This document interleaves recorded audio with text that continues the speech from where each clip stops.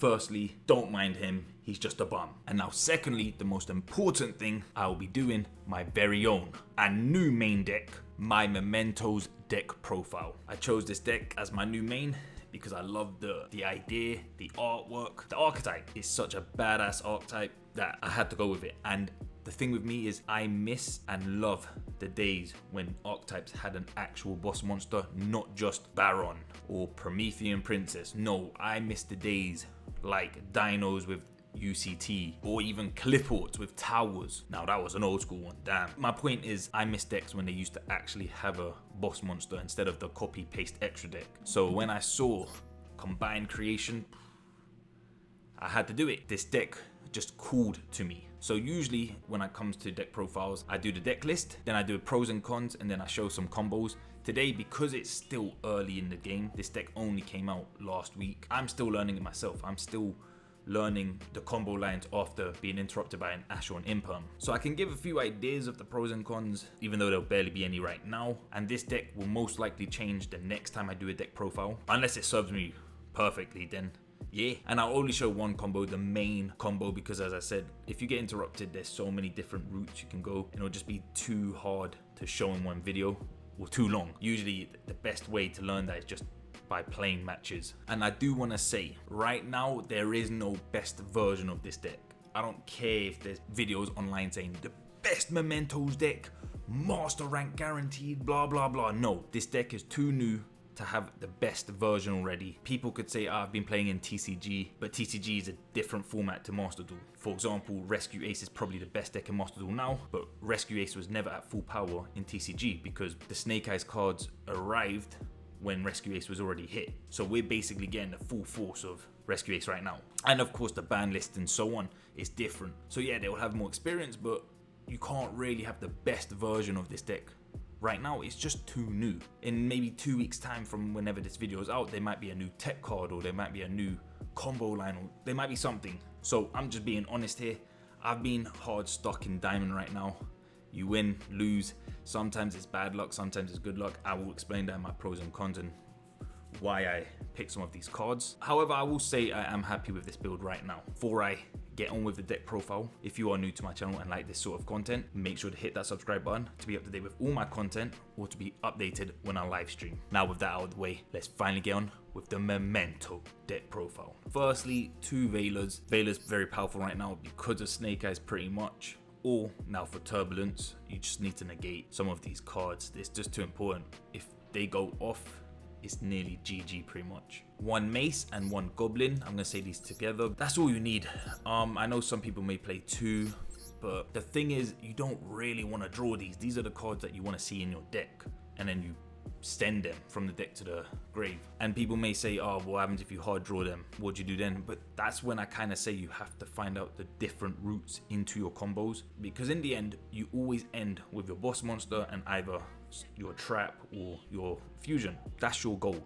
So no matter what's in your hand, you're always going to end up to that board.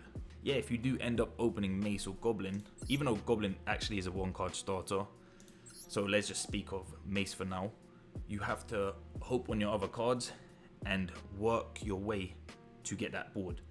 For example, I had Mace in hand, but luckily I had the field spell as well. Those two together can lead into the full combo. So yeah, even though if you draw Mace, it's not the best, but depending on your hand, you can still end with the board you want. So I don't want to have two of her, because if you draw two, then it just sucks. And same with Goblin. 3 Maxi, never need to explain, it's the best hand trap, the most annoying. Ban it please. 1 Gatik, some people play 2 because in case you hard draw it. I mean, look, it's a one of, it's not, the chances of you drawing it are low. So if you're having 10 games, maybe you might draw it once, but in 9 games you don't draw it. If you do draw it, you have to work around it and try and get this into the grave, or try to get to your end board while having this card in your hand. And I have done it many times.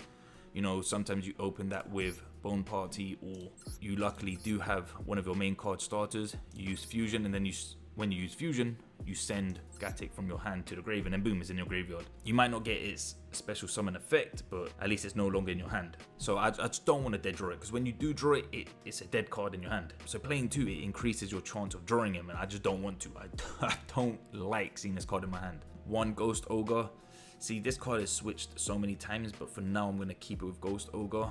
It used to be Bell, it used to be Ghost Mourner, it used to be Triple Tactics, but now I've gone with Ghost Ogre. It's just because of Horus. Horus and a lot of stun. For some reason, stun has just flooded Diamond Ranked. I don't know where they've appeared from, but fucking hell, they're everywhere. So I've got Ghost Ogre to pop the Horus cards or to pop Runic Fountain or any sort of continuous spell that can be activated. 3 Ash, a must play staple. Now we can speedrun these 3 Anguish, 3 Darkblade, 3 Tatsunu Tushi, your main card starters. He's also an extender, but as long as you don't have Gatik in your hand, he is also a 1 card starter, so he can be either. But yes, Goblin, Anguish, Darkblade, and Seahorse are your 1 card starters. So you actually have 10 1 card full combo starters. Of course, if you start with Darkblade, you get the best end board, while if you start with the Seahorse, you get the worst, but it's still good. So yeah, you have to play 3 each. I wouldn't drop any. I mean, this is a free special summon, and these are your best 1 card starters. So you don't want to lower the consistency. 1 Horned Dragon, extender again, and it can come in handy. Like so many times where I have him on field, I pop him with Bone Party, and then I could just destroy 2 of your opponent's monsters if they're like Kashtiro, or if they have 2 again continuous spells or something. And the main boss monster, Combined Creation, I only play 1. I see some people play 2 in case it gets banished by a DD Crow or a Kashtiro card. Hasn't happened to me so far, and I know eventually it will. I mean, it's only a matter of time. But I'm happy with 1. I don't want to, again, really draw 2 of him, or I don't really want to draw him. I want to search him, so 1's fine. And even if the worst case scenario he got banished, I always see people saying that he's what makes the deck win. He's your win condition. No, he's not. He does a lot of your effects and your traps, but you can still win without him because of your extra deck. Now for the spells, Reinforcement of the Army, Search or Darkblade, 1 for 1. These 2 actually used to be, again, Triple Tactics, but I wanted more consistency, and these are the most consistent cards you can have in your deck. 1 for 1 is especially good if you had like a Gatik or Horned Dragon or your Combined Creation in hand. You can just pitch them and then special summon Goblin. 1 Path of Prosperity, you don't care about the extra deck really. 1 Field, you don't need multiple, it's so easy to search. 2 Cool Buys, 1 Cross Out, protect from the hand traps. 3 Bone Party, this is basically like Rescue Ace Emergency. You can dodge some targeted effects like Veiler and Imperm, or pop effects and so on. Then you can special summon whatever you want. 3 Memento Fusion, love this card. It's a searcher, it's a quick spell, and it's not just Memento monsters you have to go into. I love going into Guardian Chimera on my opponent's turn. 3 pops or draws. 3 Impermanence and 1 Cranium Burst. I did used to play the other trap card, but I'll get into that. Now for the extra deck, 3 Twin Dragon. Some people play 2, I just play 3. I don't have enough UR to get even more extra deck cards, so I just play 3. But do you know what? I'm happy with 3 anyway. I usually get rid of 1 with Path of Prosperity, 1 Predaplant, 1 Guardian Chimera, 1 Anima, because you've got level 1s. And this is just a filler, Phoenix, but you never know, it could come in handy. IP, one of your cards you could end with on your turn 1. And then we got the Light and Dark Charmer, because you do have light and dark monsters, and these are very common attributes. 2 SP Leonite, oh man, I love this card. I love it. This is what you usually end with, not IP as much if you want to play the safe route. So in case your opponent did have Nibiru and you had your SP Leonite and your Combined Creation on field, you just chain, you're protected, all good. 1 Unicorn, 1 Access Code Talker, and 1 Underworld Goddess. You rarely ever go into them. I mean, again, these are the cards I usually just get rid of on Path of Prosperity. These 3, Predaplant, Phoenix, and then 1 Twin Dragon. But they're just there, you know, really to fill in the extra deck. But yeah, there you go. That is the main deck.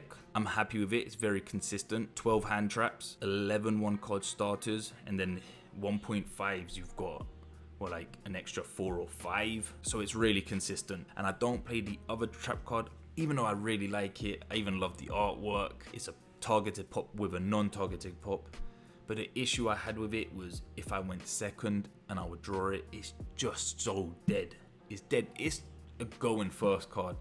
If Master Duel was a best of 3, I would play it. But because it's a best of 1 and it's 50-50 if you go first or second, if you go second, it's dead and you're hoping you don't draw it. But if you go first, then yeah, it's amazing. But most of the time, I would always just search a Fusion and Cranium Burst. The only time I would search the other trap was if I already had a spare fusion in my hand or already had Cranium Burst. That's the only time. So when I realized that, it's like, oh, so this card is just a backup in case I already got extras. But then if I'm going second, it's just dead. So in my mind, it was just like, there's no point playing it. Plus, as I mentioned, Guardian Chimera also pops 2 non-targeting. As much as I like that trap and it's good for OTKing, you would rather have that extra hand trap or the extra consistency. Now the pros and cons, the deck has only been out for just over a week, and I don't want to say certain pros or certain cons and then next week I'm like, oh shit, I said this wrong. So from the first week, what I've gathered, I do love that I can play 12 hand traps. That's a lot. It's not like the top tier decks, but it still plays a lot compared to some other decks. Others can only play like 9. And as I said, it's very consistent. You have 11 card starters and a bunch of 1.5s. You can dodge imperms and veilers, which is a very powerful tool. And your end board is actually amazing. You would think just having Combined Creation, SP Little Knight and Cranium Burst is dead. Oh man, no, trust me, it's so good. The amount of times it just, my opponent can't do anything. No, it's actually a powerful end board. Of course it can be broken. Every end board technically can be broken. Some just a lot more difficult than others. But for a rogue deck and how simple the board looks, it's very powerful. Especially if you do have Anguish in your grave, and then you can use Combined Creation, get Anguish, search Mace, take their monster. It's disgusting. And that's just coming from one card. So if I started with Darkblade, I get all of that. Now imagine what else is in my hand if I have an extra Ash or a Maxi or a Veil or an Imperm and so on. Now there are 2 cons I have with this deck. One, I would say, is as a typical rogue deck, if you do get negated with your Anguish or your Darkblade and you don't have an extender like your Seahorse or Bone Party, your turn is pretty much done. I mean, it's a typical rogue deck.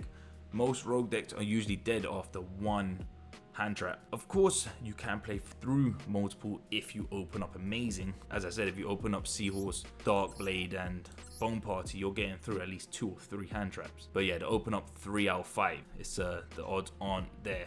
So realistically, you may open with one of your 1-card starters and then with maybe 1 other extender. So you could possibly get through 1 or 2 hand traps, but depending on what they are. And this is where the second con is, and it's a big one. This deck is hurt big time with the best hand traps, Maxi and Shifter. This deck special summons a lot just to get your end board, and it's not worth special summoning that many times for your opponent to draw that much. For your end board, it's just not worthy because Combined Creation has sadly no self-protection. If you use one effect and they, for example, use triple tactics, you're kind of screwed. And Shifter, even though you can technically still do things on the Shifter, it's not that good. Which is a pain because the anti-meta decks are playing Shifters because of like Snake Eyes and everyone's running Maxi, so it's like it's hurt big time. While other decks like Snake Eyes, they could just sit on a few cards and it'll help them survive until next turn. While this deck, it really just depends what's in your hand. And speaking of this, since I mentioned it, actually that is the third con. Your boss monster, as much as I love him, there's no self-protection. So there will be times when your opponent hard draws Subversion or has a triple tactics or something to basically get rid of it. Yeah, then you're screwed. If their only way of getting it out is with a monster, you're okay. But if they have a spell, or actually, which happened to me, the Bestial, they attacked into me, they get sent to the graveyard, then they sent my Combined Creation to the grave.